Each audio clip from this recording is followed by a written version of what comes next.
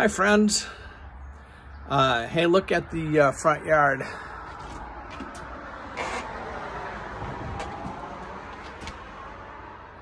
So we've made some progress.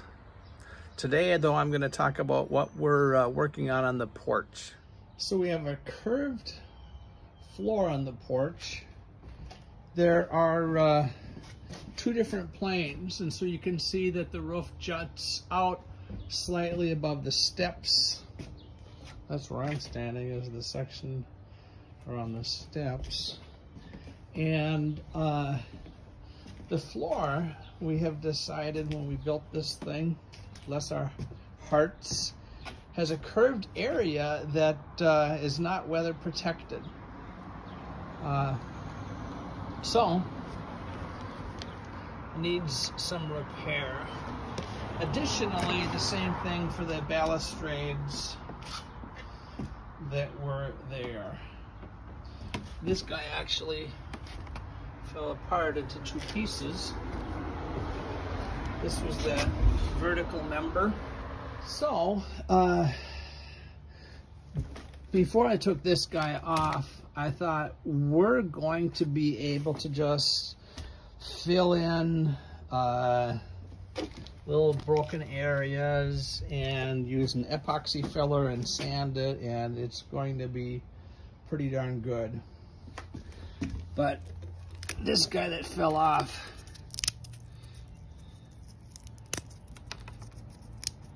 that's too far gone. So we have a couple of choices.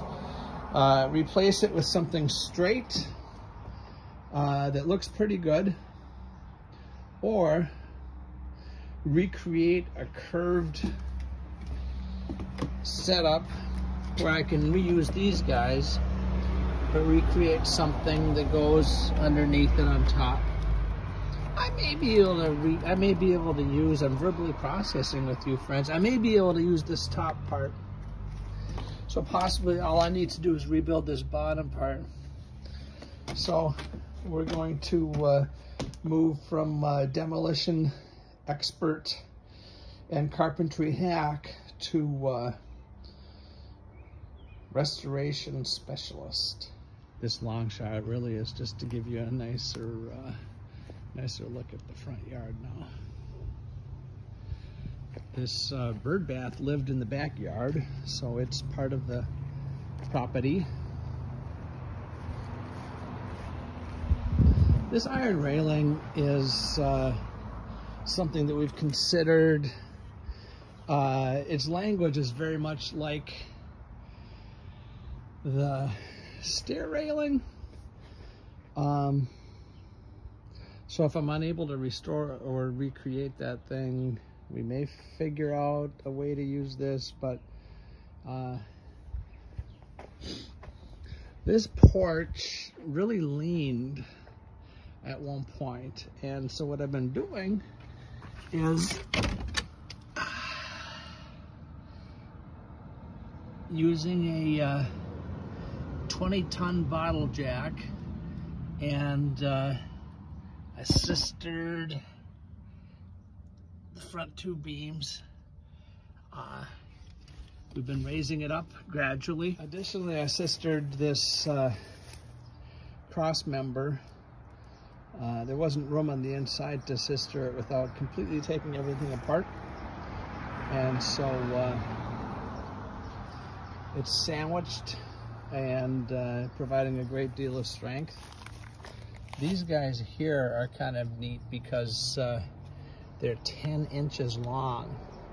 And so these guys, and then these guys, they go into the 2x8s sistered down below.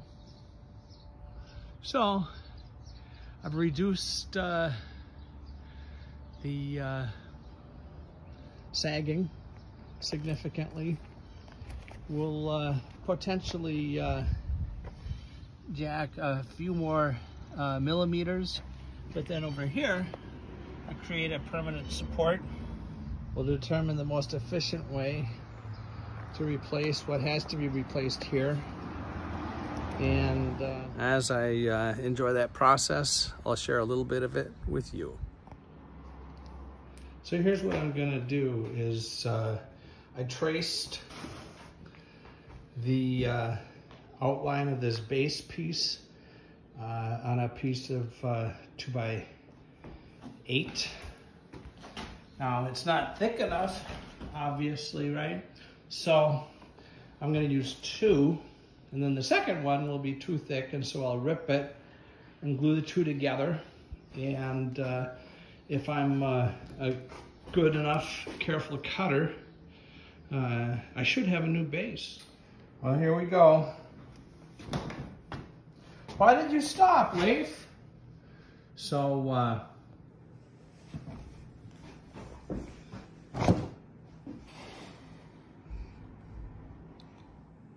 but fear not, I have many spares. So here's a thing.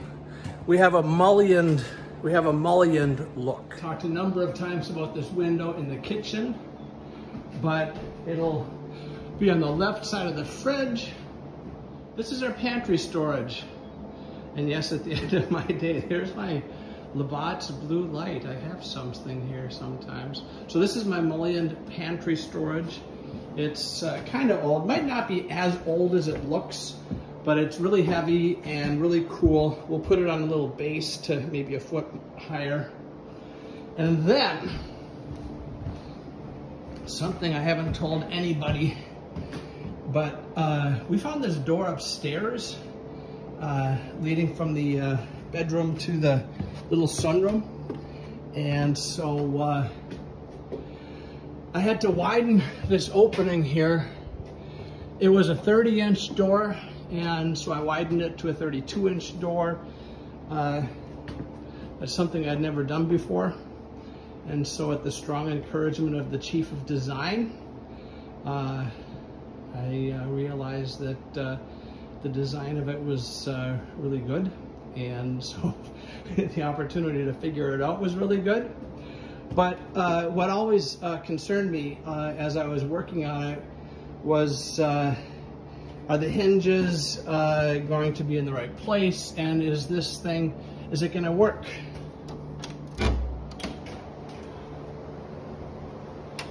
And so here's the situation. It works.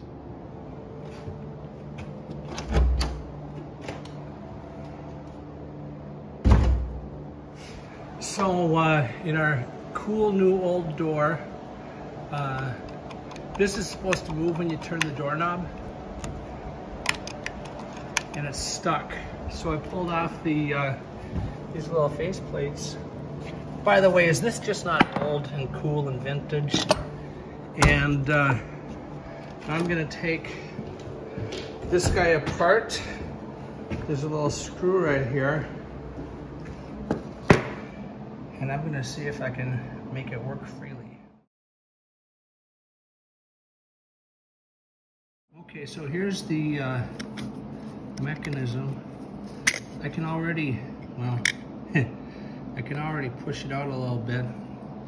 I think it's just all gunked up with paint, so I'm gonna clean it out, attempt to put it back where it was, and we'll see if we're in business. Here's a situation where art follows life, or vice versa.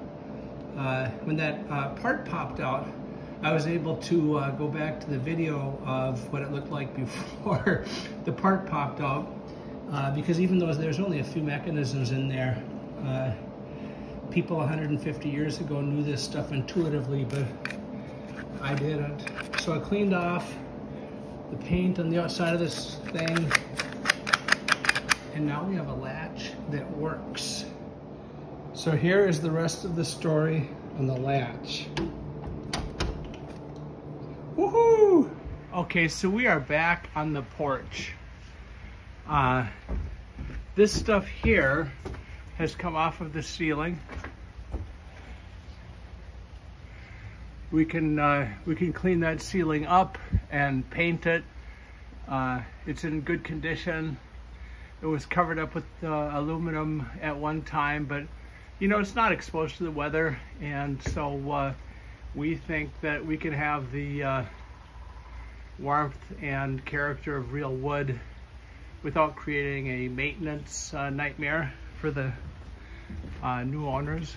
The same thing with what we got here. We're gonna take the rest of this off, and you know, while there is nothing wrong with this siding, what we're gonna do is restore a look that had been part of the house. Certain faces, for example, the gables. And so let me show you what we're gonna do. So here is our natural cedar shakes. And then, you know, we're going to rack them up as we go up the wall. Oops, that may be a two-handed job. That's about it for this time.